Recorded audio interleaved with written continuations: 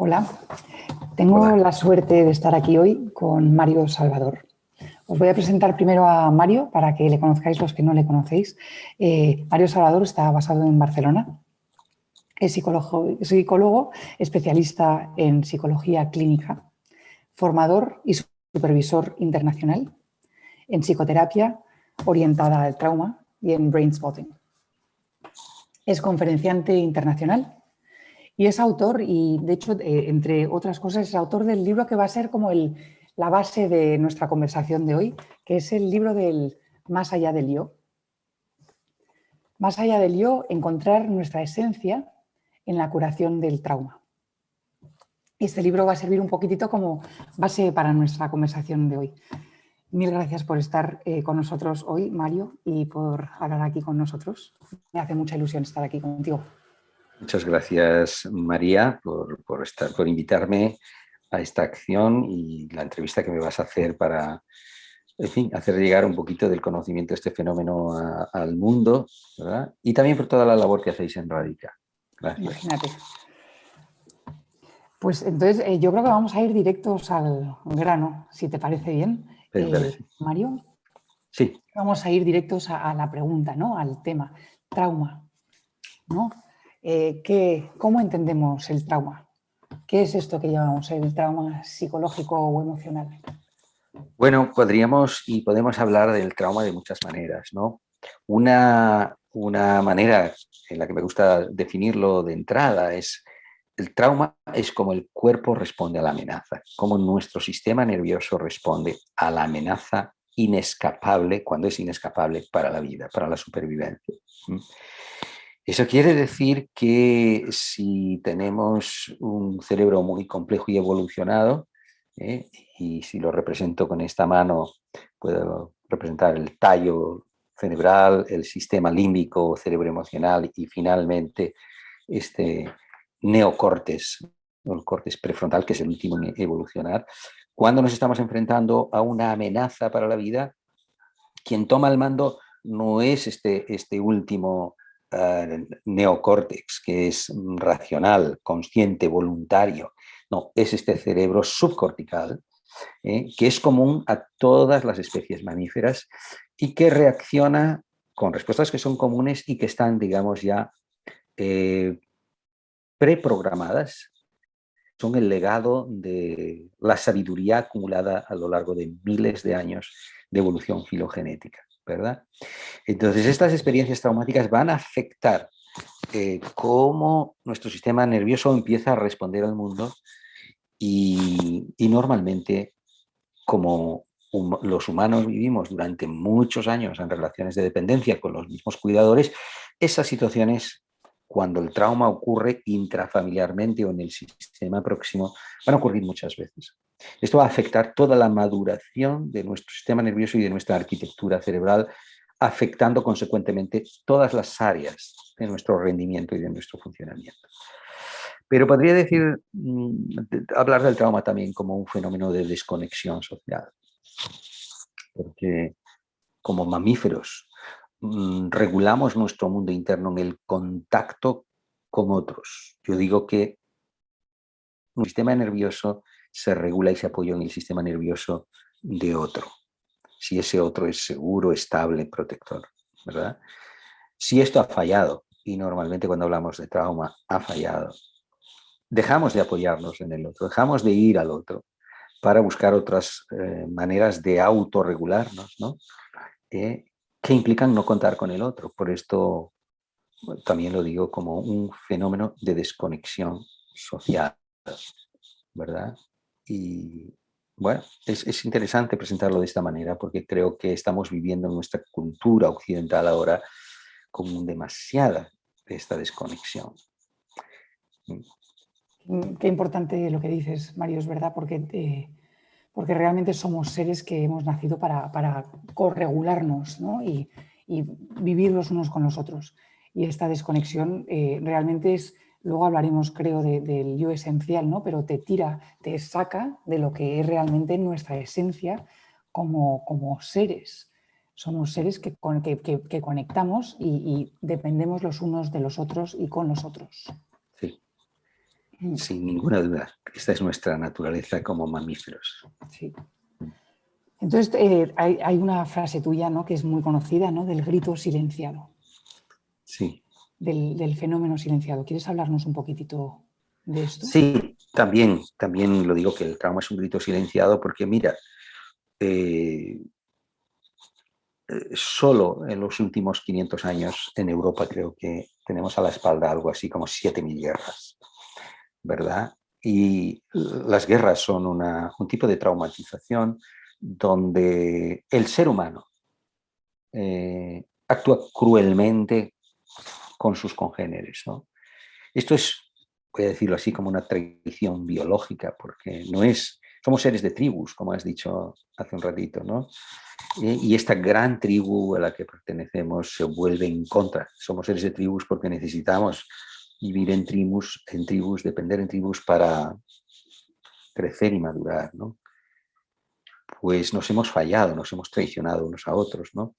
Y estas guerras, por ponerlo en un ejemplo, después de las guerras, las sociedades se dedican pues, a restablecer las infraestructuras, a organizar y a reconstruir las casas, las viviendas, a sanar las heridas del cuerpo y a reconstruir los sistemas de alimentación, tener para esto. Pero no se ha dedicado históricamente tiempo a reparar las heridas del alma. Estas heridas del alma emocionales, no por no mirarlas, desaparecen. Como digo, toda nuestra historia queda grabada en el cuerpo. El cuerpo es como una caja negra de los aviones que va registrando nuestro viaje por la vida. Y te diría más, no solo nuestro viaje, no solo nuestra historia, también nuestra prehistoria.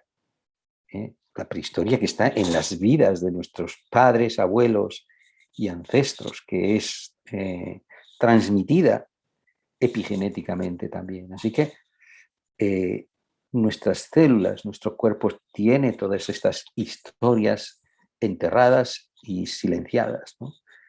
De todas maneras, al cuerpo no lo podemos silenciar, o sea que va a hablar de unas u otras maneras. La última manera que va a hablar es con la enfermedad o con los síntomas físicos, sin duda ninguna, pero va a hablar, siempre está hablando. Cuando no le damos voz, cuando estas experiencias que son primariamente vividas fisiológica y corporalmente no tienen el espacio para ser habladas, simbolizadas y metabolizadas finalmente, ¿no? Por esto digo que es un grito silenciado, porque este dolor que en alguna manera todos llevamos dentro, porque no hemos tenido vidas perfectas, ¿no? Está buscando siempre salir, expresar, contar su verdad, ¿no? Pero claro, para ello necesita que haya alguien dispuesto a querer escuchar esa verdad y dispuesto a estar de una manera no juzgadora, no agresiva, sino que pueda contar esto. Esta es la salida, ¿no? Que pueda finalmente completarse, acabarse y finalmente transformarse, ¿verdad? Pero esto no ha ocurrido en nuestra cultura durante, diría, siglos y miles de años, ¿no? Tendemos a mirar para otro lado, ¿no? Hay tantos dichos en nuestra cultura, no revuelvas las cosas, mira para adelante, ¿para qué revuelve el pasado? Ahora aquí en España tenemos esto de la memoria histórica, que es lo más, la punta del iceberg, ¿no? Porque hay muchas cosas, ¿no? Y tampoco se quiere despertar los muertos, todas estas cosas que se dicen, ¿no? Para seguir silenciando el dolor, ¿no? No permitir que el dolor pueda salir y pueda metabolizarse, ¿no? Todas las culturas tribales hay ritos para expresar el dolor del duelo, ¿no?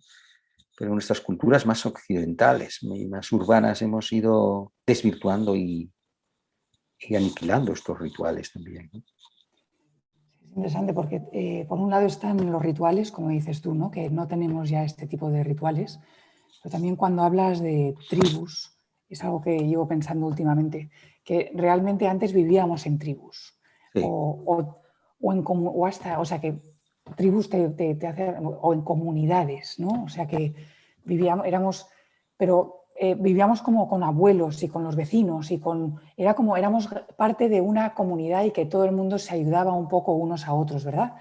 pero realmente la sociedad ahora se ha vuelto una en la que realmente dependemos de este padre y madre o la versión que tengamos de ello, como que se ha apequeñado el círculo de personas que nos pueden escuchar este grito silenciado, ¿no? Hay menos personas que nos pueden ofrecer esa presencia o esa escucha de la que a lo mejor había antes.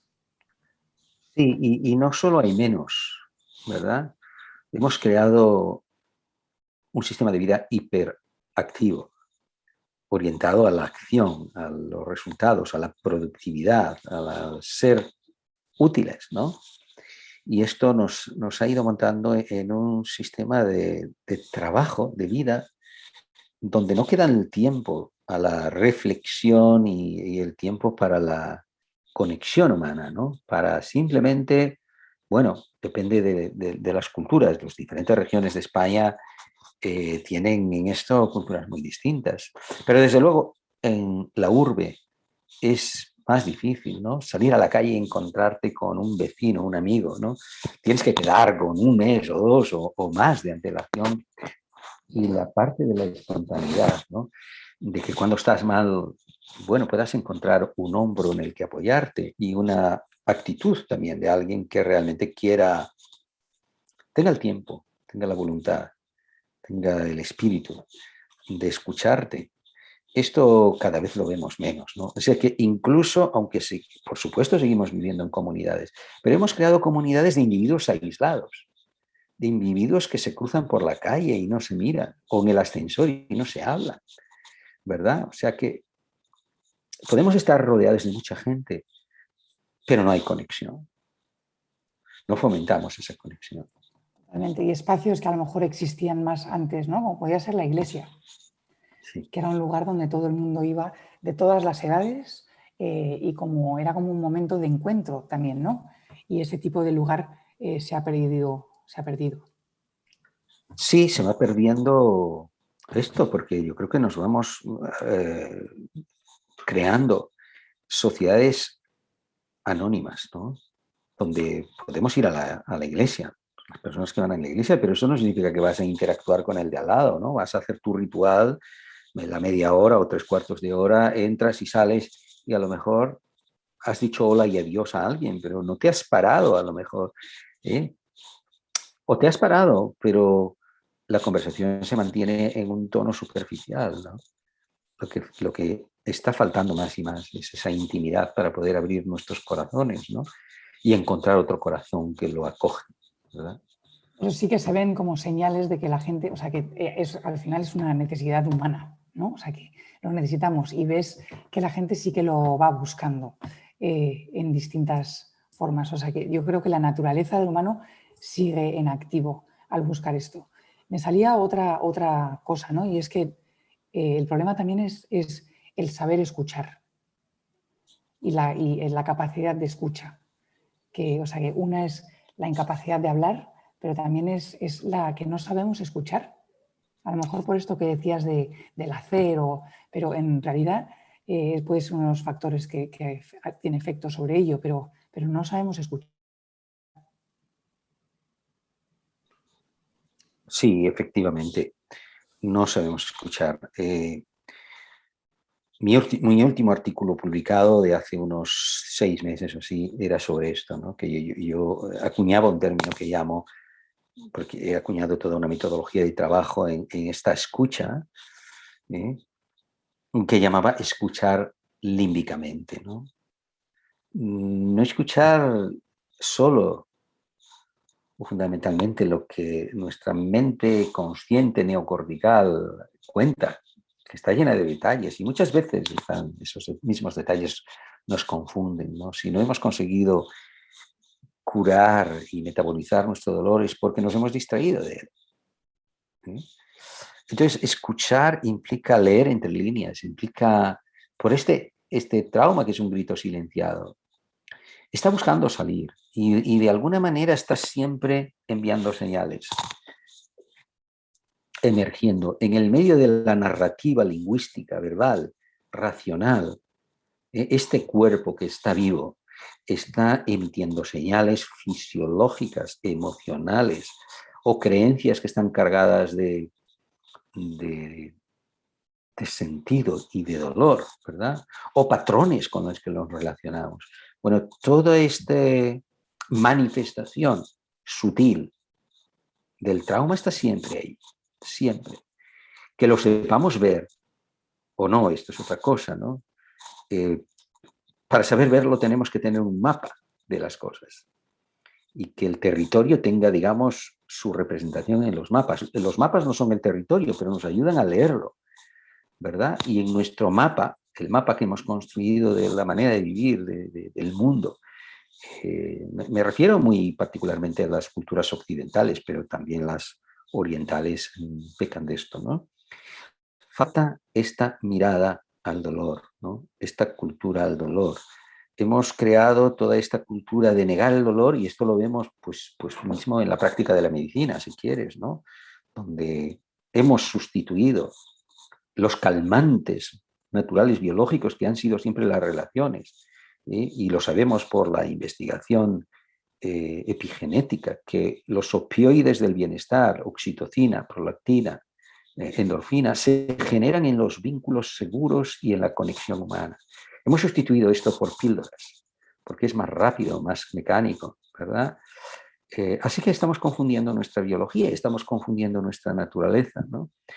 Y hemos perdido esa capacidad de escucha, ¿no? Ya queremos ir tan rápido, ¿verdad? Pero también falta todo esto, pues mismo en la educación de los colegios, ¿no? Hemos construido un sistema educativo más centrado en transmitir información a los niños que en espacios de autoconocimiento, donde haya un idioma, un lenguaje emocional, ¿no? Y para que esto se construya, yo digo que la función de la mamá es dar forma al mundo interno de este mundo caótico, indiferenciado del niño, del bebé, ¿no? Es la mamá que tiene una inteligencia emocional desarrollada que va nominando, etiquetando las diferentes sensaciones y necesidades de su niño, de su niñita, ¿no? Y si esto está bien hecho, este niño o niña aprende a poner nombre, aprende a pedir, aprende a transmitir y aprende a esperar que le van a responder bien. Y lo mismo en el lado negativo, o que le van a responder mal, ¿no? Esto falta, ¿verdad? Entonces estamos creando más culturas emocionalmente analfabetas. Así que volviendo a tu cuestión, saber escuchar, sí, claro, hace falta, pero hace falta colocar este fenómeno, nuestro mundo emocional interno, en nuestro vocabulario, en nuestra mirada, ¿no? Darle tiempo y atención. No solo saber escuchar al otro, pero saber escucharnos a nosotros mismos, ¿verdad? Que son las dos cosas que no tenemos, a lo mejor, que no se desarrollan suficiente ahora. Claro, una cosa depende de la otra, porque si hemos crecido, nos hemos desarrollado habiendo sido bien escuchados, vamos a desarrollar esta escucha interna también, ¿no? Pero si por el contrario hemos ya crecido y sido educados, orientados a la acción, al resultado, al logro, ha faltado este espacio para volvernos sobre nosotros mismos, ¿no? Y conectarnos y saber qué están diciendo nuestras sensaciones, porque nuestras sensaciones son los indicadores del bienestar o el malestar de nuestro estado fisiológico, que es la base de toda nuestra construcción psicológica. Nuestro sentido profundo de quién somos empieza siendo corporal.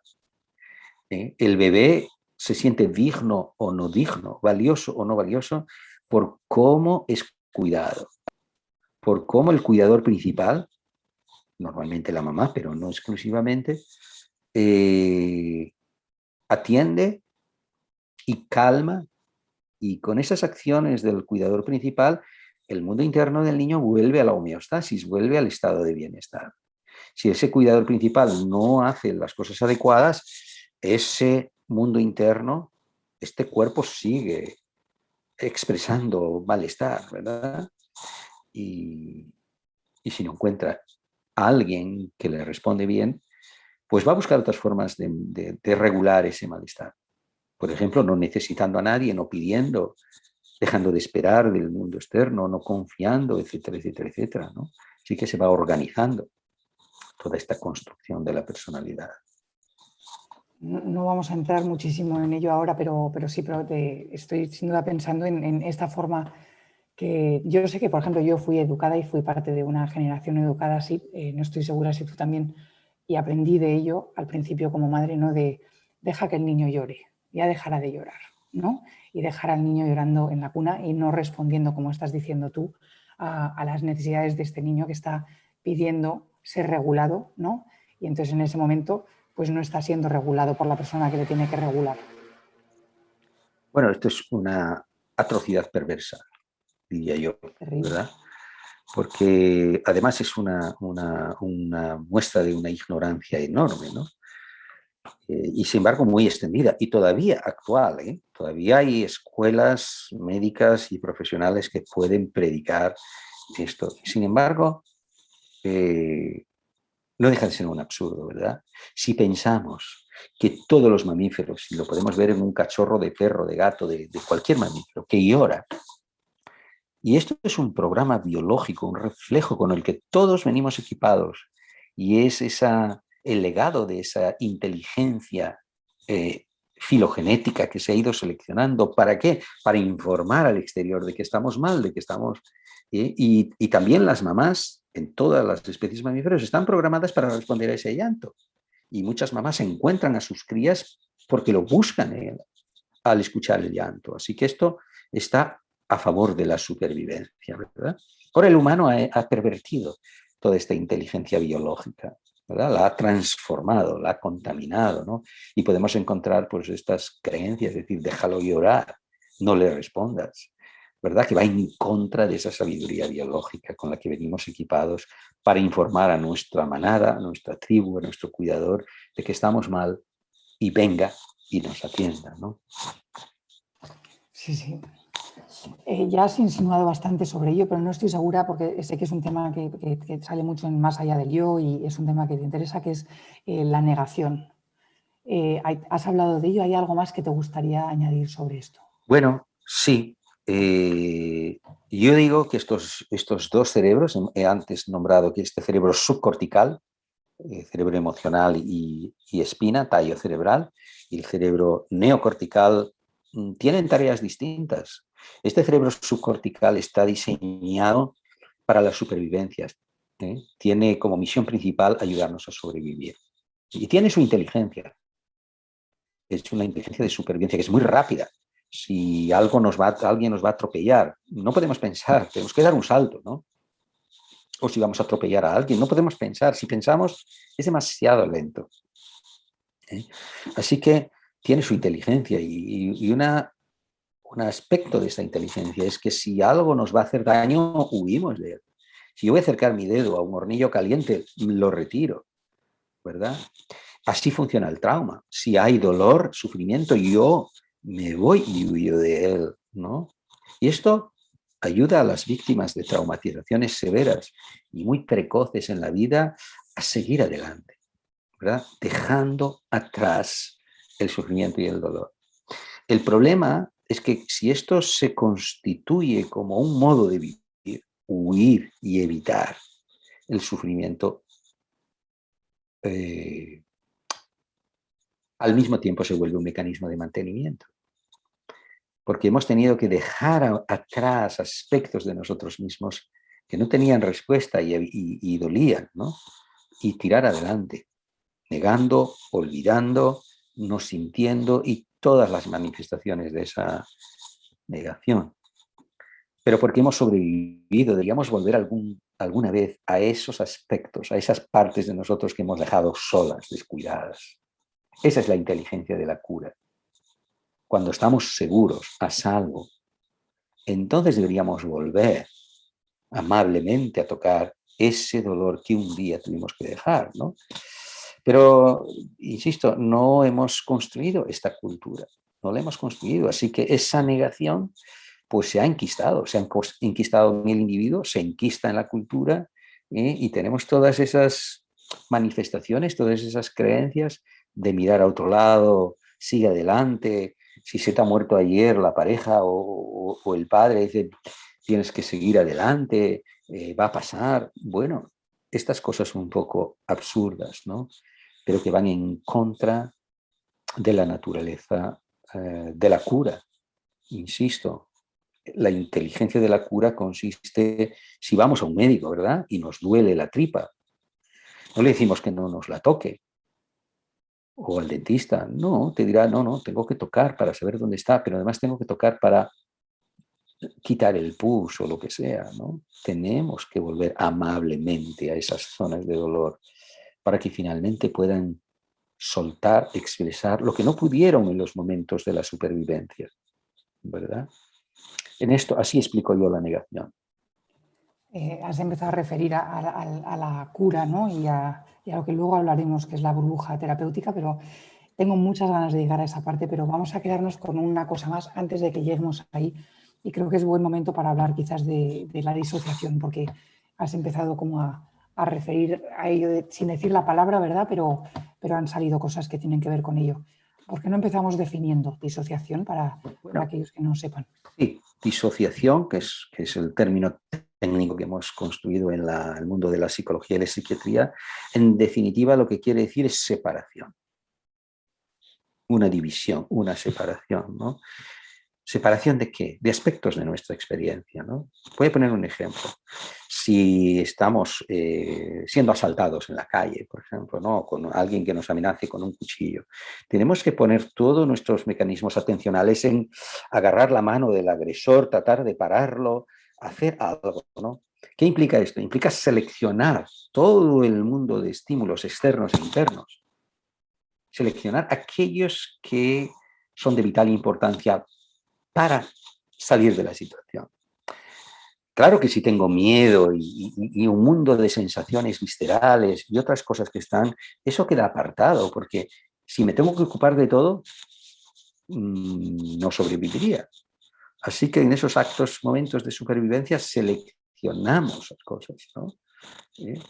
Otro ejemplo es con los atentados de Barcelona hace 2 años, el chico de Cambrils, que fue un chico que luego atendió una compañera mía, cuando tuvo que tapar la sangre de la mujer que brotaba por el cuello, llamar a la ambulancia, a la policía, pedir ayuda, ocuparse de atenderla. Eso es lo que tenía que hacer, porque eso era lo más urgente, ¿no? Pero cuando unas semanas o meses más tarde puede ir él a recibir ayuda, entonces viene todo el terror, el temblor que él había estado viviendo en ese momento, pero que no tuvo tiempo, ¿no? Entonces la disociación implica que aspectos de nuestra experiencia se quedan desconectados. Y pueden quedar desconectados, por ejemplo, nuestro pensamiento, nuestras creencias de las emociones. Pueden quedar desconectados y separados nuestras emociones de las sensaciones, ¿verdad? O podemos encontrar esto, por ejemplo, una persona que dice, estoy llorando, pero no sé por qué. Pues esto dice lo que dice, nada más que lo que dice. Que hay una parte de nosotros que llora y otra que ya no sabe por qué. Se ha separado, se ha desconectado, ¿no? Me gusta como lo dice Pierre Janet, ¿no? Janet, hace más de 100 años, que fue el precursor, el origen de toda esta conceptualización del trauma, decía, cuando el cuerpo no puede escapar, la mente busca cómo escapar.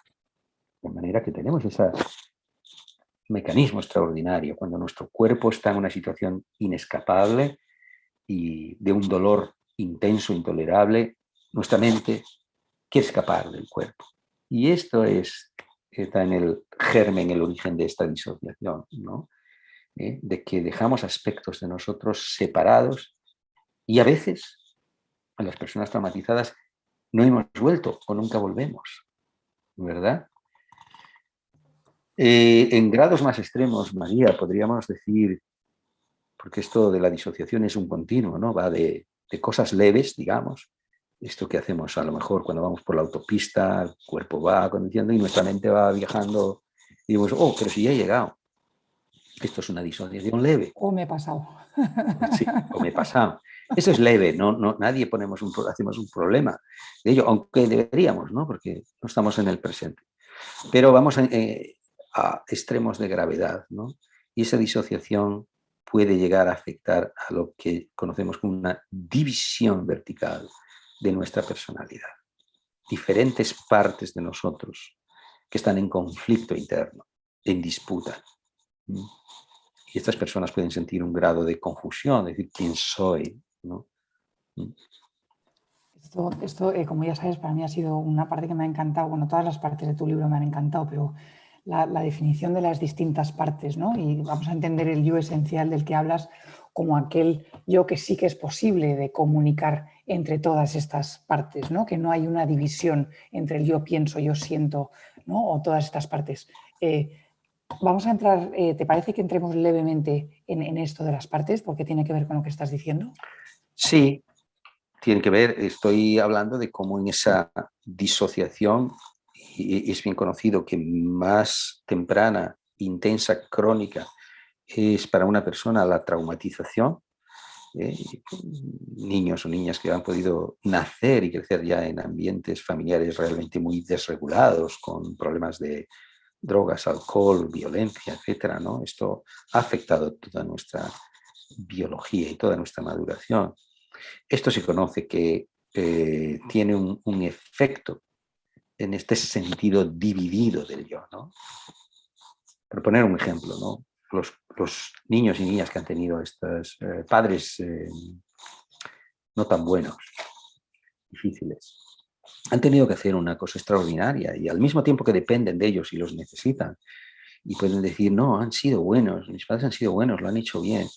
Al mismo tiempo, en algún otro lugar, cuando se vuelven violentos, agresivos o perversos, saben que se tienen que defender de ellos. Así que me empieza a ver esta división interna de una parte que necesita querer y ser querido por esos cuidadores, pero otra que los teme, los rehuye o está enfadada con ellos. Así que, insisto, esta multiplicación interna puede ser muy, muy, muy compleja cuanto más es el daño, la severidad del daño que hemos vivido, ¿no?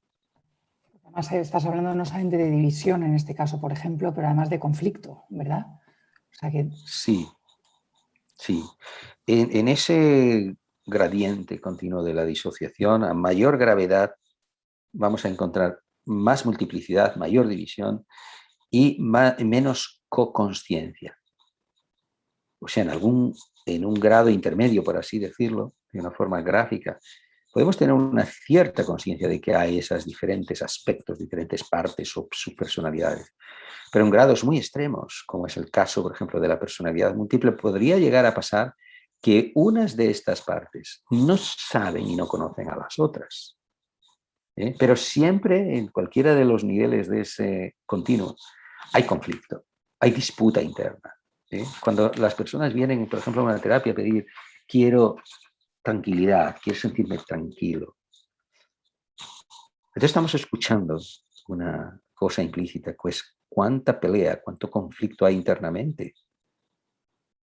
Porque esa pelea, esa disputa, es estar en contra de lo que quiero y lo que debo. Lo que soy y lo que debo ser está ahí hablando siempre en esta guerra interna, ¿no? ¿Te parece que, porque como ya sabes, yo trabajo principalmente a través del cuerpo con el trauma y es una parte importante también de lo que estás hablando, ¿no? En esta división, en este conflicto, Sí. podemos hablar del efecto de, bueno, disociación en trauma y cuando te vaya bien también disociación somatoforme, ¿no? Que es lo que llaman del cuerpo, o sea que la relación con el cuerpo en trauma. Sí, he empezado definiendo el trauma diciendo que es como el cuerpo responde a la amenaza, porque el cuerpo y este cerebro subcortical son la misma realidad, están íntimamente conectados, ¿no? Y también he dicho que el cuerpo es como esa caja negra que lleva registrado todo nuestro viaje por la vida, incluso nuestra prehistoria, ¿no? La vida de nuestros ancestros, ¿verdad? Así que todo está aquí. Estas historias, pues estas partes de nuestra historia que no han podido ser metabolizadas, se han quedado estancadas en nuestro cuerpo, en forma de sensaciones, síntomas físicos.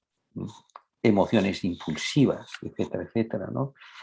Así que las personas que se han traumatizado y se han disociado, la disociación es postraumática, se han separado de sus cuerpos. Se han separado de sus cuerpos, ¿por qué?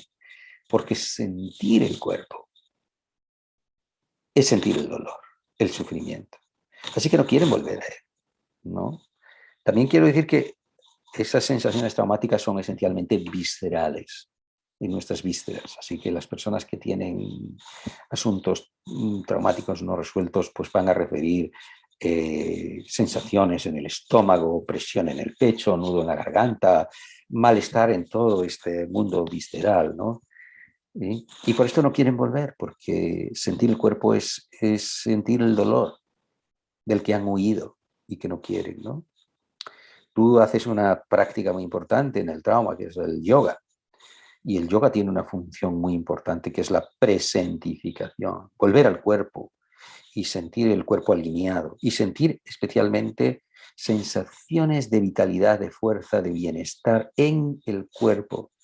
Así que es una práctica bien indicada enseñar a estos pacientes muy traumatizados a que pueden estar en sus cuerpos y sentir sensaciones no conectadas con el trauma, sensaciones de fuerza, de vitalidad, de seguridad, que tienen que ver no con esas sensaciones viscerales necesariamente, más con la musculatura estriada externa, etcétera, etcétera, ¿no? Y desde aquí, porque, como dicen todos los traumatólogos, importante tener un pie en el presente y un pie en el pasado. Pero si la persona está viviendo en sus traumas, en sus recuerdos implícitos y dolorosos, no puede curarlos, tiene que tener un establecimiento en el presente. Desde esta capacidad de estar presentificado, enraizado, y el cuerpo es la forma más rápida de estar enraizado en el presente de hoy, ahora poder mirar ese dolor que viene de un contexto antiguo, ¿verdad? O sea, hay sensaciones que están conectadas al trauma y otras que no, ¿sí? Y a veces tenemos que usar el cuerpo primero para presentificarnos, pero finalmente también para escuchar estas historias enterradas que hablan en nuestra ansiedad, en nuestros síntomas físicos, ¿no? Te estoy respondiendo a la cuestión del cuerpo. Perfectamente, y te lo agradezco un montón. Has tratado dos temas que creo que son con lo que vamos a ir, a lo que vamos a ir y con lo que son, uno es la burbuja terapéutica, ¿no? Que has empezado a hablar de ello, ¿verdad? Has empezado a hablar de presencia, has empezado a hablar de seguridad. También antes hablamos de la regulación y entonces podemos hablar de ello, que sé que para nosotros también en Radica es muy importante en el trabajo que hacemos. Y luego también me gustaría que hablásemos de brain spotting, de lo cual tú eres una gran parte, conferenciante a nivel internacional sobre ello, y que es una de las terapias que también incorpora el cuerpo, ¿no? Diría que hay algunas terapias que se desarrollaron que dejaron de dejar que el cuerpo fuese parte de la terapia, pero brain spotting, por eso a lo mejor podemos estar aquí dialogando hoy, es algo Sí. que sabe que el cuerpo es una parte esencial de ello. ¿Te parece Bien. que empecemos con la burbuja terapéutica? Sí, esto es un término que acuñé, llamado la burbuja curativa, ¿no? Que es un espacio que se crea en una relación terapéutica que por definición es terapéutica porque es segura, presente y donde hay una aceptación radical de la experiencia del otro, ¿no? Como terapeutas de trauma o personas que estamos implicados en la ayuda al trauma, queremos llamar estas historias enterradas, estos gritos silenciados, ¿no? Para que puedan venir ahora y encontrarse no con la crítica, no con el juicio, no con la definición o no con la negación del otro, sino con la presencia, ¿verdad? Hay un principio que incorporamos en la psicoterapia, que es este de la incertidumbre, que tomamos de la física, ¿verdad? Y que implica asumir que no sabemos nada, ¿verdad? Vamos por la vida creyendo que sabemos. No, ya te entiendo, yo te comprendo. Primero he de decir que la experiencia de comprender a otros es una experiencia que tiene que ver con dar permiso a que la experiencia del otro salga. Por mucho que creamos que comprendemos al otro, porque hemos estado en situaciones parecidas. No se puede conseguir esto si no nos interesamos en ese mundo interno del otro, ¿no? Entonces esa incertidumbre implica que no sabemos, pero también que queremos saber, que ahora estamos dispuestos a saber. Y tomamos este principio de incertidumbre de la física que dice el observador influye en lo que observa. Esto fue establecido por Heisenberg, un físico, en 1929, por allá. Y él decía, si medimos la posición de la partícula no podemos medir la velocidad, y si medimos la velocidad dejamos de medir la posición. Así que algunos científicos, si medían posición, y de la partícula es esto, o si medían velocidad. Bueno, pues esto pasa en nuestra experiencia. Si ponemos una definición a la experiencia del otro, lo solidificamos, lo fijamos. Y lo que queremos en una terapia de cura del trauma es poner en movimiento aquello que se quedó fijo, ¿verdad? ¿Y? Entonces, ¿cómo queremos influir? Si el observador influye lo que observa, pues, y no podemos no influirlo, queremos influirlo con ese estado de la compasión, de la aceptación radical, donde creamos un espacio donde la experiencia del ayudador no lo ocupa. Nos quedamos limpios de nosotros mismos para que la experiencia del otro venga y lo pueda ocupar y sea acogido.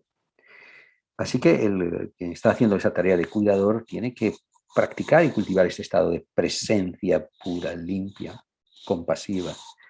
¿Para qué? También para que el propio paciente, a mí me gusta usar esta palabra, paciente, porque es el que padece, también pueda ir colocándose poco a poco en ese estado, no de reactividad, como decía Janet, sino de reflexividad, de volverse sobre sí mismo, para escuchar la historia que sus experiencias todavía tienen pendiente de contarlo.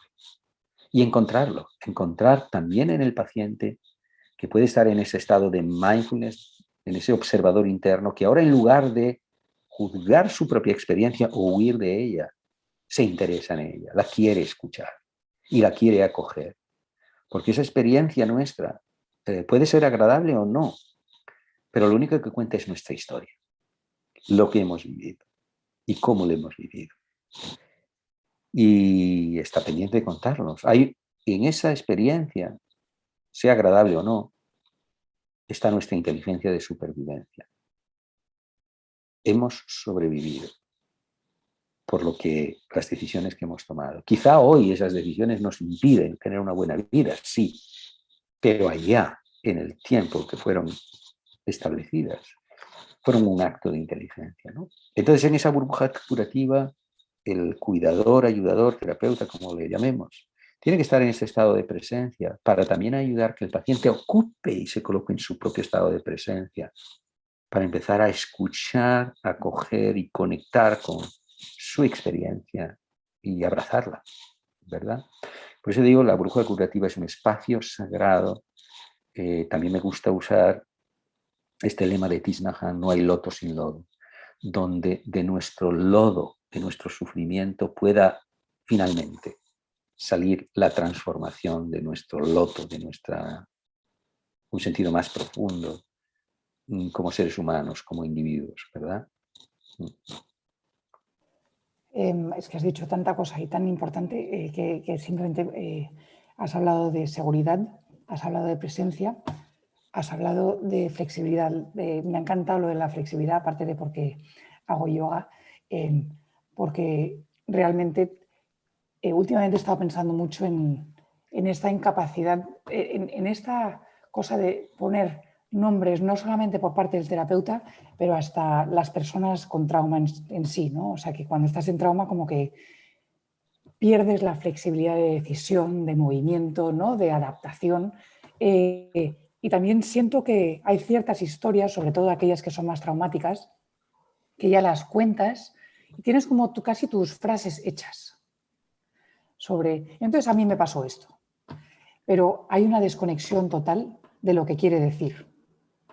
Y entonces esta flexibilidad de la que hablas tú por parte del terapeuta es la que dejaría volver a explorar estas frases hechas y verlas desde un lugar nuevo, ¿verdad?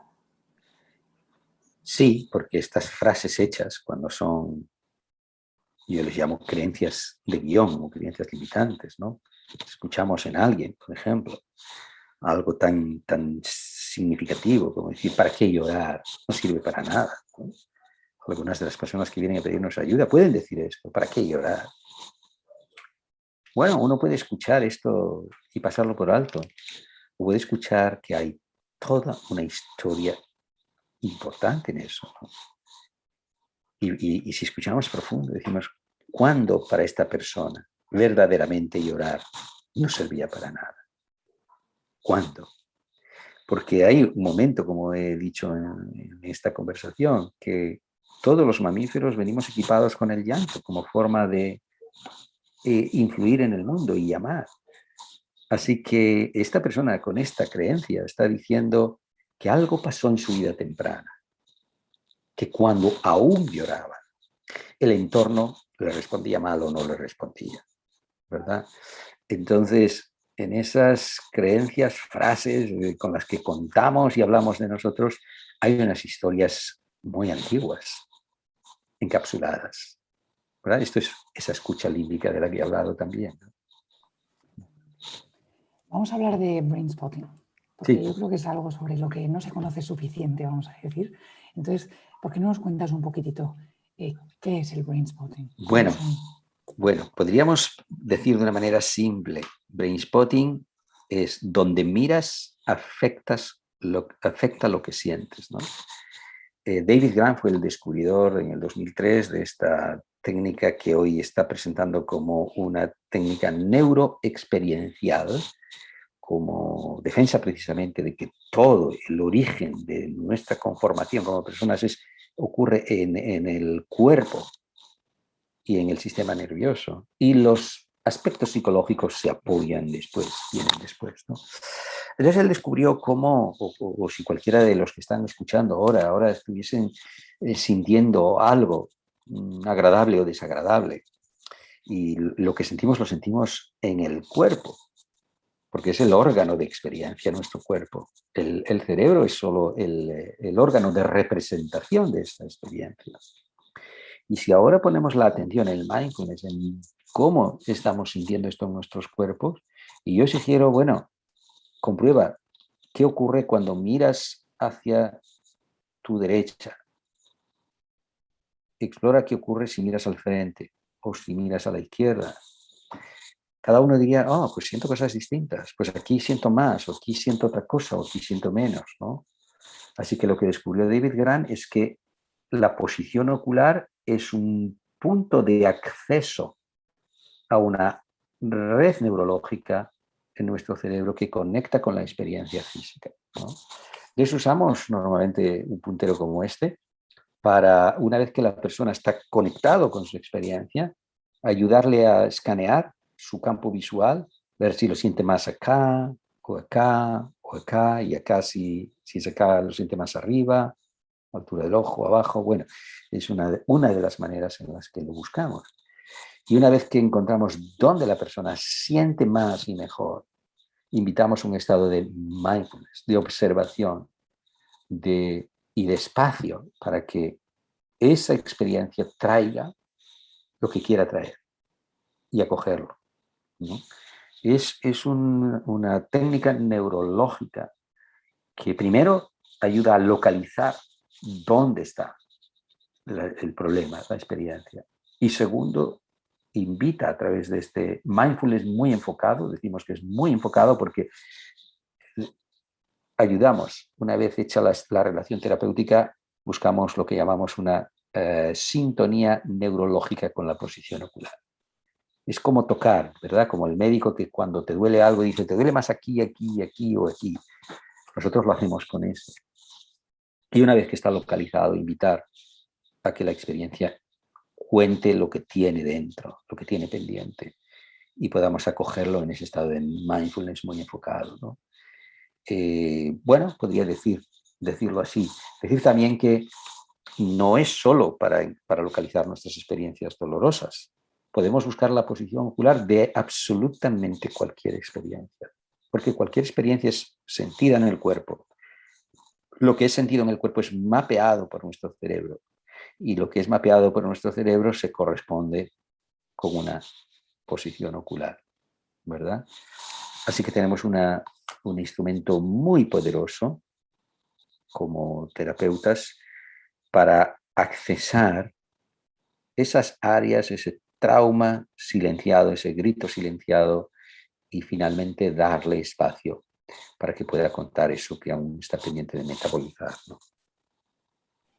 Estaba recordando de lo que habla mucho Nazaret Castellanos, ¿no? De que la mirada es el camino directo al corazón, ¿no? Y que está demostrado científicamente, ¿no? Los efectos de ello. Y entonces de lo importante de lo que dices. Mil Bueno, gracias, Mario. la primera posición ocular de la vida es la mirada en los ojos del otro, ¿no? El bebé, cuando está siendo amamantado, se clava en los ojos de su mamá y ahí hay toda una interacción. Se clava o los evita. Si en esos ojos de la mamá hay depresión o hay ira o hay hostilidad, entonces no lo podrá sostener. Pero esa es la primera posición ocular relevante que decimos en Brisbane de la vida. Sí. Mira, gracias, Mario. Sabes que me podría quedar aquí unas cuantas horas más contigo. Voy a limitarme a preguntarte, ¿hay algo más de lo que te gustaría hablar aquí hoy? ¿Hay algo que digas, esto no lo he hablado y creo que es importante? Bueno, he insinuado varias cosas. He insinuado que nuestro cuerpo lleva no solo nuestra historia, sino nuestra prehistoria, ¿no? A mí me gusta decir que todo trauma fue una vez un asunto interpersonal. Ahora eso es vivido y mantenido intrapersonalmente. Quiere decir que solemos tratarnos a nosotros mismos de la misma manera que fuimos tratados en nuestro desarrollo, historia temprana. Nos juzgamos, nos odiamos, nos criticamos, tenemos rabia contra nosotros, nos negamos, nos descuidamos, cuidamos mucho a otros y nada a nosotros. Todas esas manifestaciones no son más que una réplica de cómo fuimos tratados. Y que digo, todo trauma fue una vez un asunto interpersonal, ahora se mantiene como un asunto intrapersonal, y también todo trauma interpersonal a la vez conlleva un trauma transgeneracional. Así que si nuestros cuidadores han hecho cosas mal hechas, dañinas, no es porque son inherentemente malos, ¿no? Sino porque ellos también estaban y están traumatizados. Y quienes los han traumatizado tampoco fue porque eran inherentemente malos, sino porque también, por esto hablé al principio de este legado secular de las guerras, ¿no? Venimos de todo generaciones que han vivido el dolor, lo han enterrado, y el trauma es algo que si no lo curamos se replica y actúa sobre los demás, es circular. Si no se expresa hacia adentro, en la forma de enfermedades físicas, se va a expresar hacia afuera, ¿no? Así que tenemos una obligación social de mirar este fenómeno, de darle voz y de crear una cultura diferente, ¿verdad? De interesarnos en el sufrimiento humano, ¿no? Y no solo curarnos a nosotros, curar al sistema también, ¿verdad? Porque esos cuidadores los llevamos dentro. Como dice Thich Nhat Hanh, bueno, puede que nuestro padre o madre no van a cambiar nunca o incluso se han muerto, pero hemos de curar el padre o la madre que llevamos dentro, o el abuelo o la abuela que llevamos dentro, ¿no? Así que si hay tiempo, yo siempre digo que hemos de hacer una cura del sistema, porque vivimos en sistemas y hemos de volver y ser una influencia positiva en los sistemas, ¿no? Y la última cosa que quiero decir es esto que tomo de Thich Nhat Hanh: no hay loto sin lodo. Queremos o hemos construido una sociedad negadora del dolor, que tomamos píldoras hasta para el duelo, ¿no? Cuando perdemos un ser querido. No vamos por buen camino con esto, ¿no? Mirando y abrazando nuestro dolor, nuestro lodo, vendrá un loto. Y no tendríamos ese loto sin el lodo. Así que es nuestra historia, está esperándonos, esperando que algún día la miremos con amabilidad y nos traerá un regalo, un sentido más profundo como seres humanos, como sociedades. No puedo añadir nada más porque la verdad es que me has tocado al corazón ahí, ¿no? Con esta esperanza, esta posibilidad y esta posibilidad, ¿no? De que existe la posibilidad de que nos curemos y curemos a nuestra sociedad. O sea que creo que no se me ocurre mejor frase que dejarlo que con el... Vuelvo a decir, no hay loto sin lodo. No hay loto sin lodo. No hay loto sin lodo. Sí. O sea que me encanta. Sí que quiero terminar diciendo que me hace mucha ilusión que dentro de un mes y medio vas a estar en Radica entrando un poco, ¿verdad? En este sacar este loto del lodo en un curso de trauma y su curación, que ya Sí, sabes, me hace mucha ilusión sí, que te sí, sí. vayas a estar con nosotros. Sí, sí. Pues muchas gracias. Efectivamente estaremos Carmen Cuenca y yo dando este pequeño programa, que será como una pincelada, y es un honor para nosotros hacerlo en el marco de Radica, que tenéis toda esta labor social tan valiosa e importante. Muchísimas gracias. Os recomiendo de nuevo Más allá del yo con Mario Salvador y gracias, Mario, por estar con nosotros. Muchas gracias, María.